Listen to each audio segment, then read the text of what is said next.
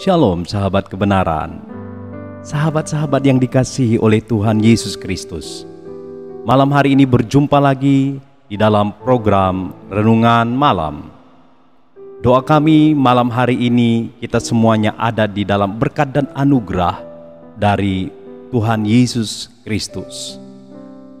Saudara, malam hari ini kita akan diberkati oleh kebenaran firman Tuhan. Dan renungan kita malam hari ini berjudul Berkat dalam Hadirat Tuhan. Seperti biasa, sebelum kita mendengarkan firman Tuhan, mari kita berdoa terlebih dahulu. Tuhan Yesus, sungguh hati kami bersyukur kepada Engkau. Malam hari ini kami sangat bangga memiliki Tuhan yang hidup seperti Engkau. Engkau Tuhan yang merencanakan masa depan yang indah bagi kami. Engkau Tuhan yang merencanakan masa depan yang penuh dengan pengharapan. Dan Engkau merencanakan berkat-berkat yang berlimpah atas kami orang-orang yang percaya. Oleh sebab itu Bapa, malam hari ini kami akan mendengarkan kembali firman-Mu. Sebab itu tolong urapi kami semuanya, agar kami menangkap kebenaran firman-Mu dengan pengurapan-Mu Tuhan. Agar kami mengerti firman-Mu dan kami semakin mengenal Engkau lewat berkat-berkat yang Tuhan kerjakan dalam kehidupan kami. Sebab itu urapi juga hamba-Mu yang sangat terbatas dengan urapan yang tidak terbatas, sehingga hamba-Mu juga menyampaikan isi hati-Mu kepada kami semuanya. Berfirmanlah lewat renungan kami malam hari ini. Di dalam nama Tuhan Yesus Kristus kami berdoa, kami mengucap syukur. Amin. Puji Tuhan saudaraku, malam hari ini saya akan membacakan kepada kita firman Tuhan dari Mazmur pasalnya yang ke-15, ayatnya yang pertama sampai ayatnya yang ke-5. Saya bacakan firman Tuhan kepada kita. Mazmur Daud. Tuhan, siapa yang boleh menumpang dalam kemah-Mu? Siapa yang boleh diam di gunung-Mu yang kudus? Yaitu dia yang berlaku tidak bercela, yang melakukan apa yang adil, dan yang mengatakan kebenaran dengan segenap hatinya, yang tidak menyebarkan fitnah dengan lidahnya, yang tidak berbuat jahat terhadap temannya, dan yang tidak menimpakan celaka kepada tetangganya, yang memandang hina orang yang tersingkir, tetapi memuliakan orang yang takut akan Tuhan, yang berpegang pada sumpah walaupun rugi, yang tidak meminjamkan uangnya dengan makan riba, dan tidak menerima suap melawan orang-orang yang tak bersalah.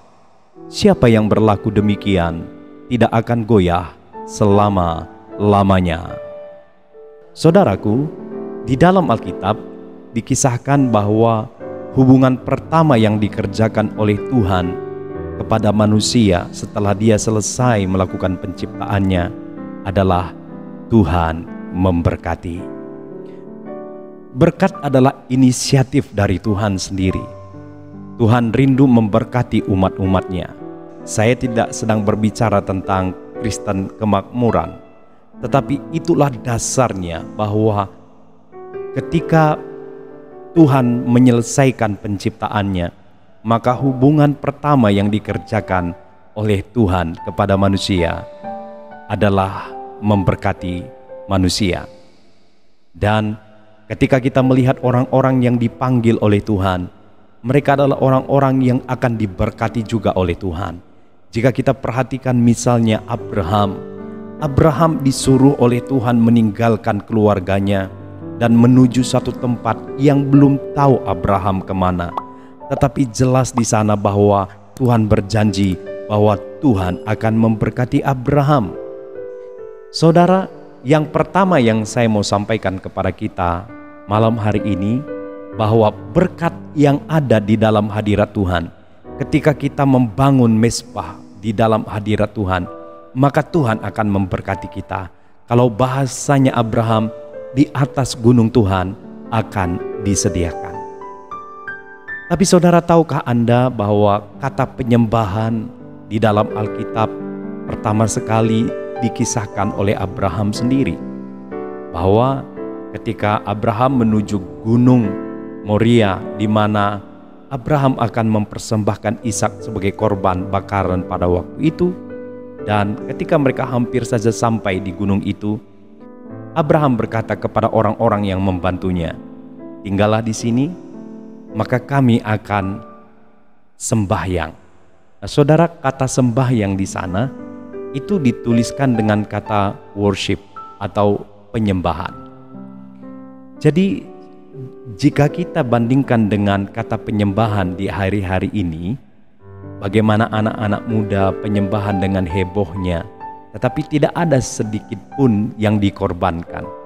Emosi tetap saja emosi, amarah tetap saja berkobar-kobar, melawan orang tua tetap saja melawan orang tua.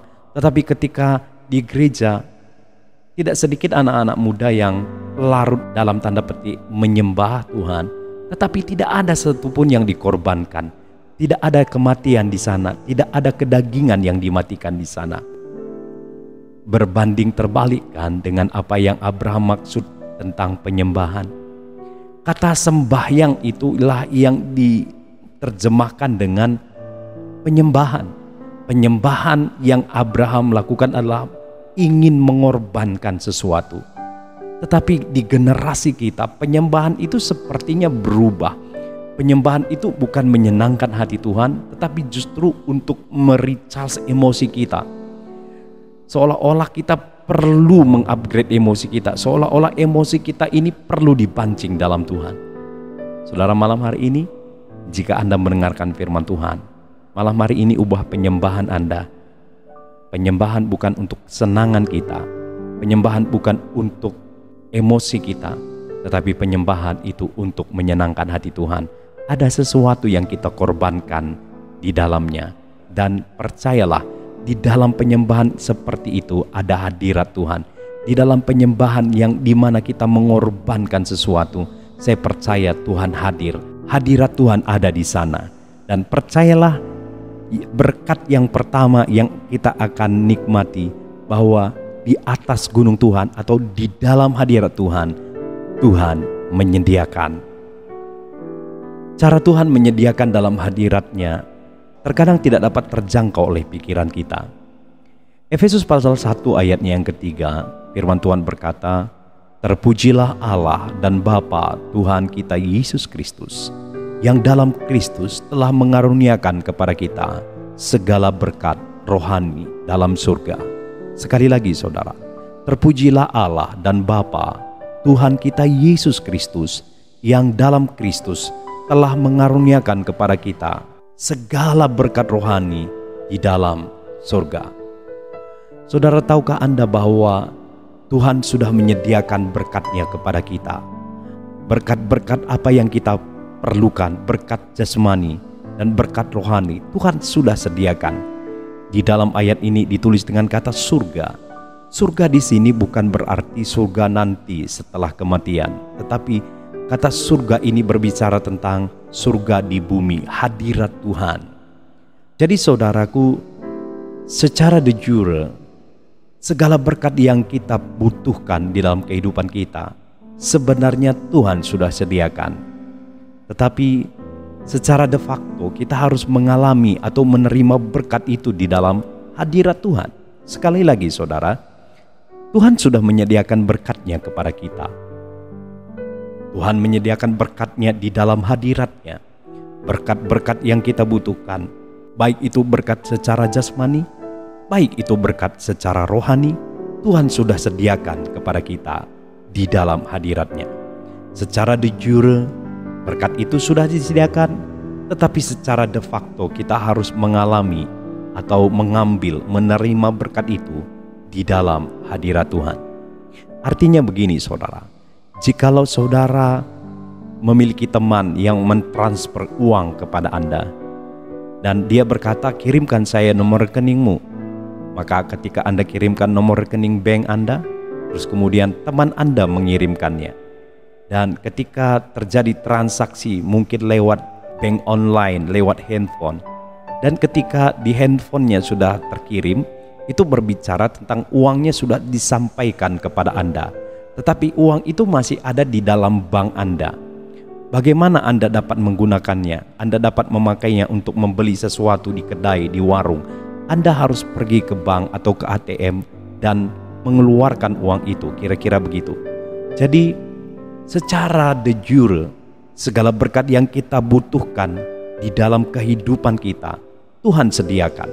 Tetapi secara de facto, sekali lagi, kita sebagai umat kepunyaan Tuhan, kita harus alami atau menerima berkat itu di dalam hadirat Tuhan. Jadi di dalam hadirat Tuhan ada berkat, atau di dalam hadirat Tuhan, Tuhan sediakan. Yang kedua, saudara, di dalam kitab Ibrani pasal yang keempat ayat 16, firman Tuhan berkata demikian. Sebab itu marilah kita dengan penuh keberanian menghampiri tahta kasih karunia, supaya kita menerima rahmat dan menemukan kasih karunia untuk mendapat pertolongan kita pada waktunya. Jadi jika yang pertama, saudara, di dalam hadirat Tuhan disediakan, atau di atas gunung Tuhan, di dalam hadirat Tuhan, Tuhan menyediakan berkatnya bagi kita. Yang kedua, saudara, dalam hadirat Tuhan ada pertolongan tepat pada waktunya. Jadi sukailah hadirat Tuhan, saudara, sehingga kita mengalami pertolongan Tuhan tepat pada waktunya. Seperti kitab Ibrani tadi berkata, marilah kita dengan penuh keberanian menghampiri tahta kasih karunia, menghampiri hadirat Tuhan, supaya kita menerima rahmat dan menemukan kasih karunia untuk mendapat pertolongan kita pada waktunya. Jadi berkat yang kedua yang kita alami dalam hadirat Tuhan adalah ada pertolongan Tuhan tepat pada waktunya.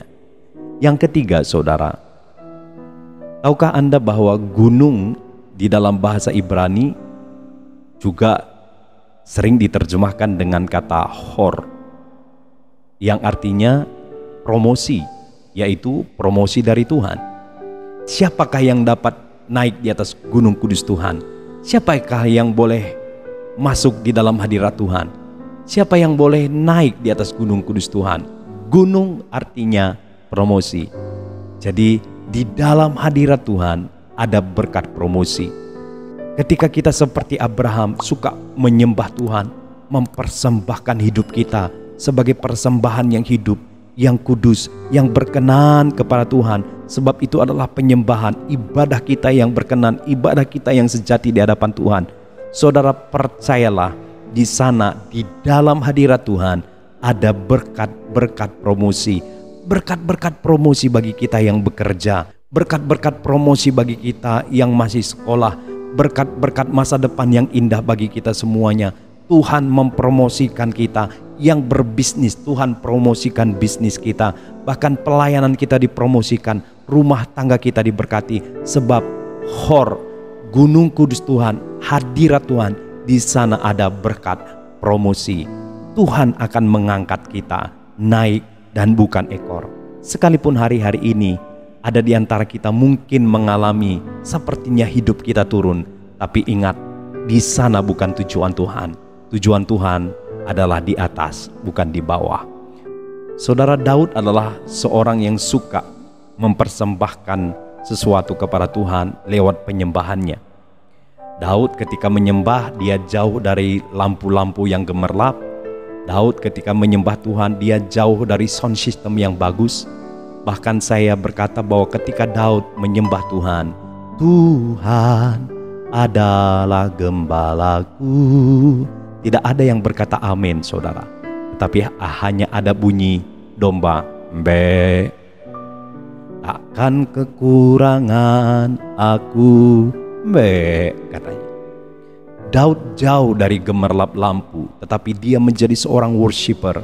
Dia menyembah Tuhan dengan segenap hatinya. Dia mencari Tuhan, dia suka mencari Tuhan. 7 kali dalam sehari, kata firman Tuhan, Daud suka mencari Tuhan. Dan apa yang terjadi? Dari ujung hutan sana, dari ujung bumi yang tidak dilihat oleh siapapun, Tuhan mengangkat Daud. Tuhan mempromosikan Daud menjadi raja bagi seluruh orang Israel. Saudaraku, malam hari ini ketahuilah bahwa ada berkat promosi dari Tuhan. Sukalah menyembah Tuhan, mempersembahkan tubuh kita, hidup kita menjadi persembahan yang kudus, yang berkenan kepada Tuhan. Dan percayalah, satu saat kita akan mengalami berkat promosi yang dari Tuhan.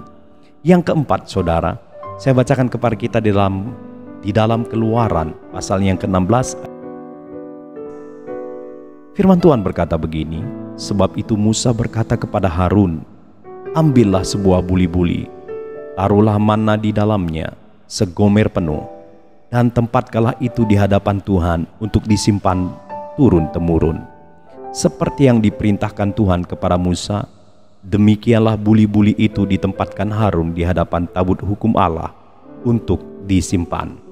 Jadi yang keempat, saudara, di dalam hadirat Tuhan ada berkat pemeliharaan kehidupan. Saudara, di dalam ayat yang kita baca ini dikisahkan bagaimana Musa memerintahkan kepada Harun untuk menyimpan manna di dalam sebuah buli-buli dan ditempatkan di hadapan Tuhan untuk disimpan. Perhatikan, turun-temurun. Saudara, kita tahu bahwa manna itu bagi orang Israel, mereka harus ambil pagi hari dan sore hari itu akan menjadi busuk. Jadi mereka ambil untuk dikonsumsi untuk sepanjang hari, tetapi tidak boleh sampai besok hari, karena pada keesokan harinya mereka harus ambil yang baru. Kecuali hari yang ke-6 mereka ambil double porsi untuk hari besoknya. Tetapi hari-hari biasanya mereka akan ambil secukupnya untuk mereka. Jika mereka ambil lebih dan disimpan, itu akan busuk. Tetapi ajaibnya, saudara, manna yang sama ditaruh dalam sebuah buli-buli dan ditempatkan di hadapan Tuhan. Di terjemahannya di dalam hadirat Tuhan. Maka di dalam hadirat Tuhan, manna itu tahan turun-temurun. Yang artinya begini, di dalam hadirat Tuhan ada berkat pemeliharaan. Jadi malam hari ini, percayalah, jika kita menjadi seorang worshiper, kita menyembah Tuhan di dalam roh dan kebenaran, percayalah hadirat Tuhan ada menuntun kita. Maka di dalam hadirat Tuhan ada berkat kehidupan, ada berkat pemeliharaan di dalam kehidupan. Jadi saudara, malam hari ini kita tahu bahwa di atas gunung Tuhan atau di dalam hadirat Tuhan, Tuhan menyediakan berkatnya bagi kita. Ada berkat pertolongan Tuhan tepat pada waktunya, ada berkat promosi yang mengangkat kita semakin naik, dan ada juga berkat pemeliharaan kehidupan bagi kita. Bagian kita malam hari ini, mari kita dengan penuh keberanian, kata firman Tuhan, atau freedom, kita bebas dari dakwaan iblis masuk dalam hadirat Tuhan. Sebab iblis kerjanya mendakwa. Terkadang kita masuk dalam hadirat Tuhan, iblis mendakwa kita.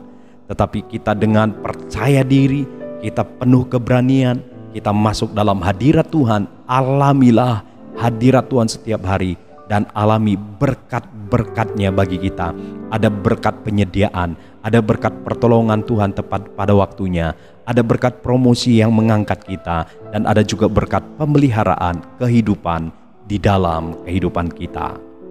Saudara, malam hari ini jadilah seorang yang menyembah Tuhan di dalam roh dan kebenaran, dan persembahkanlah hidupmu sebagai persembahan yang hidup, yang kudus, yang berkenan di hadapan Tuhan, dan alamilah berkat-berkat di dalam hadirat Tuhan. Tuhan Yesus memberkati, dan mari kita berdoa untuk firman Tuhan malam hari ini. Terima kasih Bapa untuk berkat yang Engkau sediakan bagi kami. Engkau menciptakan kami sedemikian rupa, dan Engkau menyediakan juga berkat-Mu di dalam hidup kami. Jika kami ada dalam rancangan Tuhan, dan jika kami hidup di dalam hadirat-Mu, mencintai Tuhan, dan kami suka menikmati hadirat Tuhan, kami tahulah malam hari ini bahwa di dalam hadirat Tuhan, Tuhan menyediakan berkat, segala berkat yang kami perlukan. Berkat-berkat secara jasmani dan rohani Tuhan sediakan. Apa yang kami makan, minum, pakai, Tuhan akan sediakan. Berkat pertolongan Tuhan yang tepat pada waktunya, itulah menjadi janji Tuhan. ketika kami masuk dalam hadirat-Mu. Berkat promosi, sebagaimana Engkau mengangkat Daud Tuhan, juga Engkau akan berkati kami, mengangkat kami dalam bisnis kami, mengangkat kami di dalam pekerjaan kami. Tujuannya adalah untuk menjadi kesaksian yang hidup bagi Tuhan. Sebab itu Tuhan, berkat pemeliharaan-Mu jadi dalam kehidupan kami. Tolong kami, ajari kami membangun mezbah, pujian penyembahan yang berkenan, mempersembahkan sesuatu yang hidup, yang kudus kepada Engkau, yaitu pribadi kami, menjadi tempat kudus Tuhan, sehingga di dalam hidup kami dan kemanapun kami pergi, ada hadirat Tuhan yang mengikuti kami, dan Tuhan menyediakan berkat-berkat pemeliharaan dan kehidupan bagi kami. Yang lemah kami dikuatkan, yang sakit kami disembuhkan. Bahkan beberapa kami yang mungkin sudah jauh dan tersalah membangun hadirat Tuhan, kami sering sekali menyembah Engkau bukan karena mencintai Tuhan, ampuni kami. Tapi biarlah malam hari ini kami seperti Abraham, kami menyembah Engkau bukan karena berkat yang ada, yang kami tahu, tapi kami menyembah Engkau karena kami mengasihi Engkau dan kami taat kepada Engkau. Terima kasih buat firman-Mu. Kami diberkati dan kami dihiburkan malam hari ini. Di dalam nama Tuhan Yesus Kristus kami berdoa, kami bersyukur. Amin. Kiranya mulai malam hari ini kita mencintai Tuhan dan kita suka menyembah Dia, membangun hadirat Tuhan dimanapun kita berada. Alamilah berkat-berkat yang Tuhan sediakan bagi kita. Tuhan Yesus memberkati, dan sampai jumpa di dalam renungan kita yang berikutnya. Shalom.